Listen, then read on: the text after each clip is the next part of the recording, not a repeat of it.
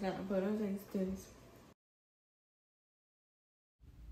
Welcome back to another video. So today we're gonna make avocado toast. You're gonna have the guacamole singles. You got a sweet potato cut into slices, and let's get started.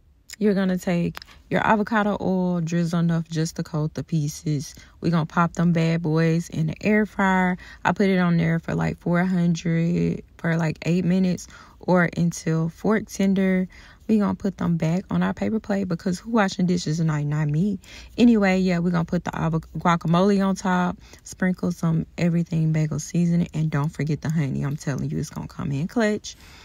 I'm telling y'all, it's busting.